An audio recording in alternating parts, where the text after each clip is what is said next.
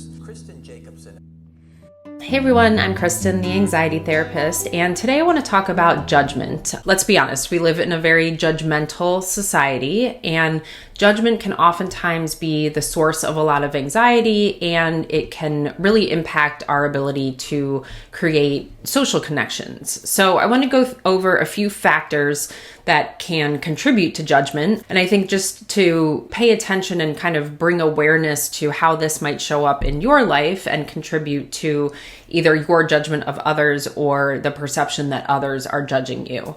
So starting off with insecurity. Insecurity is a major factor in why we judge others. So if we don't feel completely secure in our worth, it can lead us to criticize others as a way to sort of boost our self-esteem.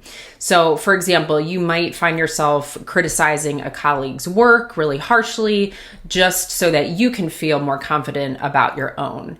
And what this really is like a shield that it's an attempt to guard you against your own self-doubt. And so psychologically, this is referred to as projection, where we sort of have our own insecurities and we project those onto others to avoid confronting them in ourselves. But this ongoing comparison can really spiral into anxiety when we use others as a benchmark for our value. And it just sort of perpetuates this cycle of judgment and insecurity.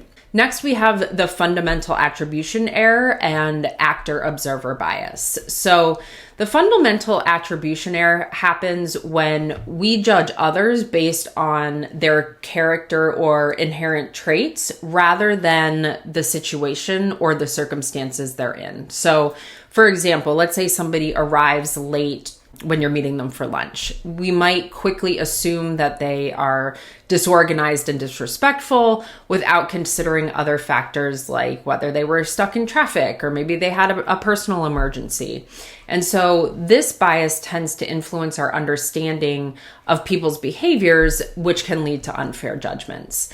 And actor-observer bias kind of takes this one step further, where we have a tendency to attribute our own actions to external situations while attributing others' actions to their personalities. So let's say I snap at a colleague and it's because I had a terrible morning, which would be an external situation, right? But if a colleague snaps at me, I might just assume that they're a rude person, which would be more of a character or personality trait, right? It's more internal. And so this double standard can really lead to disparities between how we judge others versus ourselves. And these biases can create anxiety because then we feel like we're surrounded by people who we can't necessarily trust or fully understand. And so these cognitive shortcuts, by using the fundamental attribution error or actor-observer bias, it's our brain's way of quickly making sense of complex social situations because our brains can't handle the cognitive load of everything we're inundated with at all times. Like there's just too much information and stimulation for us to process. And so we take these mental shortcuts in a lot of different areas of life, but sometimes they can actually do more harm than good. So just something to pay attention to. Third, we have a lack of understanding. So we tend to judge what we don't understand. When people behave in ways that seem alien to us, our first reaction might be negative. And this can be anything from different cultural or religious practices to personal choices. So maybe you judge a coworker for leaving work on time every day and see them as being lazy or not going above and beyond. And, you're there staying late every day, and you might sort of make assumptions about them without understanding that they might actually need to care for an ailing family member. And because you don't have that understanding, this can lead to some anxiety, fearing interaction with people who are different. And it's because these interactions force us out of our comfort zones, right? And when we are confronted with something we don't understand and we're uncomfortable, that can create some distress. But that's also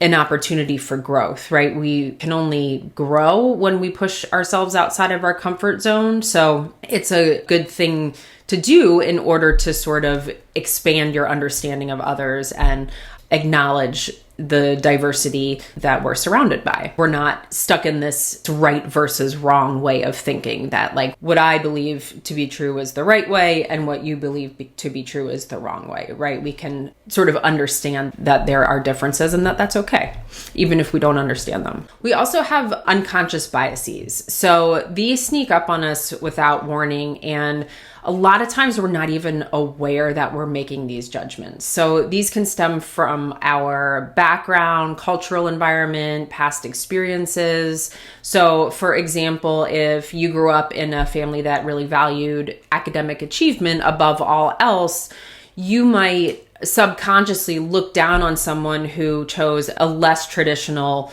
educational path. So maybe they didn't go to college and they work in a trade, or maybe they are an artist and, went into the music industry or whatnot. And it's not because you want to judge them, but just because you've been conditioned to value certain achievements. So these biases are particularly dangerous because they happen automatically and can really influence our attitudes and actions towards others. And that further reinforces stereotypes and discrimination. And so some anxiety can arise when we start recognizing these biases, or if we see other people having these biases toward us.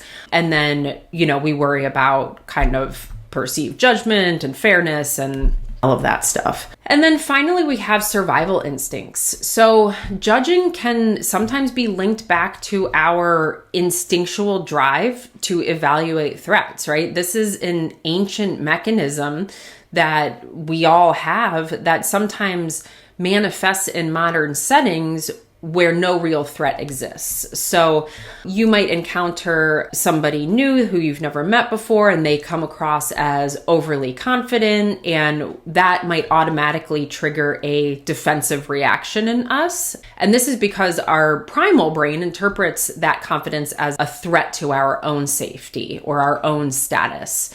And so while these judgments, they were developed as a form of protection way back when, and they still can sometimes protect us, but they more often lead to unnecessary stress and fear, putting us in a constant state of alert that's really kind of mentally and emotionally draining and heightens our anxiety levels. So the goal of this video is really just to help you recognize the patterns and reasons behind our judgments. And I think a lot of times, the more we judge others, the more we perceive others are judging us. And that can really lead to anxiety. So, anxiety often accompanies the fear of being judged or judging wrongly. And so this can just really have a pretty profound effect on how openly we communicate, how we create authentic and genuine connections, all types of things. So as we become more aware of how judgment affects our mental and emotional states, we can adopt some strategies to lessen its impact. And that's just really trying to be more mindful of what thoughts you're having or what assumptions you're making.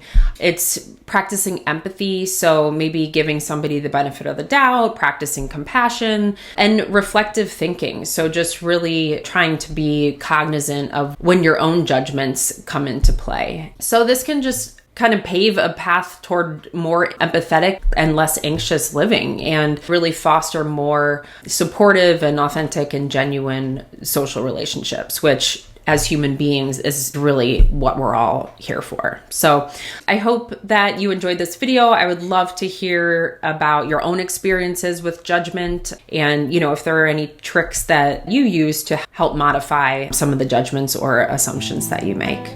All right, I hope you all have a great week. I'll talk to you next time.